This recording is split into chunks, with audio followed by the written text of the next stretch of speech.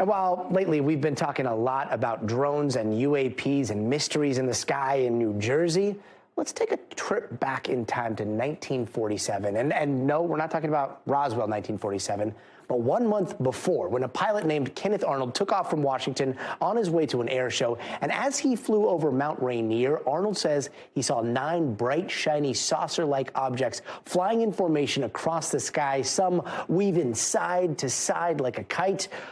Well, guess what just happened in the Pacific Northwest? Some 80 years later, some pilots just saw something very similar. And this time, there is audio of their conversation with an air traffic control tower. Take a listen. We're seeing 3 or 4 targets. You know, they're all altitudes, up and down. It's pretty crazy. We're not seeing anything. Getting lots of different reports out there. Some at 30, some all the way up to 50,000. About 3 or 4 different lights. Does it look like they're around your altitude now? No, there's one way up high and one about my altitude. Moving in like a circle, like a corkscrew pattern. Just had another one show up about my 1 o'clock, about 1,000 feet high, zipping towards us and then back out towards the ocean. It's red in color, moving at extreme speed. Roger. You are cleared to maneuver as necessary, left and right, to avoid the UFO out there. Avoid the UFO out there? That's coming from the air traffic controller. So what could it be? Well, joining us now is co-founder of America's first Safe Aerospace, Ryan Graves. 50,000 feet, Ryan. You were part of a squadron that saw some weird things out on the East Coast. How dangerous can things be? And like, what's your reaction to hearing, oh, just, you know, navigate around the UFO casually uttered by a traffic controller? Well, honestly, I'm actually happy that they are actually reporting it to the FAA. For a long time, pilots didn't even want to broadcast this out over the radio for fear of the stigma and ridicule that's associated with it. But, you know, I think we've learned over the past few years that this is a very consistent thing that's been happening to pilots.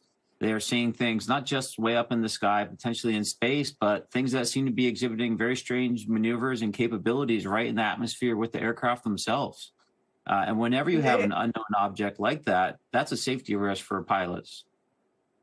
A safety risk for pilots, especially if they're moving around rapidly and they're able to go 50,000 feet or higher very quickly, right? I mean, look, on the East Coast, people are seeing things, they're calling those drones. On the West Coast, you have reports like this. And then all around the country, there are reports that come in every single day. Do you think all of it is related, or are we looking at distinct things here? Well, unfortunately, I don't think we really know quite yet. The cases that we've been seeing in New Jersey, although not any one single video seems to be extremely anomalous, when you step back from the whole and take a look at the historical context off the eastern seaboard, from Virginia Beach to the Langley Air Force Base to now up in New Jersey and even New York, we see a pretty startling trend of a repeatable pattern of unidentified objects that seemingly are exhibiting long flight times, long loiter capabilities, and are coming from unknown locations, potentially somewhere over or in the ocean. And those aren't my words. Those are the words of one of the senior Republicans at the hearing 2 days ago when they were questioning about these drone incursions over New Jersey. And so now that the stigma seems to be going away, like step 2 seems to be to do something about people just shrugging when it comes to things like this. I mean, they get brought up and then we're told it doesn't pose any threat when there are no answers on where they're coming from or where they're going or how they're able to stay up for so long. Why are people so comfortable with this? Well, I would push back a little bit and say that the stigma is certainly still there. I've been very disappointed to hear the language from the Biden administration, from the Pentagon, essentially telling people that they're not actually seeing what they're seeing. There's been 3,000 reports to the FBI on this issue. And the Biden administration seems to be gaslighting the American people into telling them that there's not really anything to be concerned of. Well, people are concerned, governors are concerned, mayors are concerned, families are concerned. And I think it's time that they have a level conversation with us about what's going on, and we can take a hard look at some of this antiquated drone legislation that we have and laws that really prevent us from getting to the bottom of this, because we're at a stalemate here. If this was an adversary, they'd have all the time in the world to take advantage of this situation. And obviously some of those are going to be misidentified actual planes, right? But like, you're a little bit more familiar with the capabilities of the U.S. military. Like, do we have the capabilities to figure out what's going on here?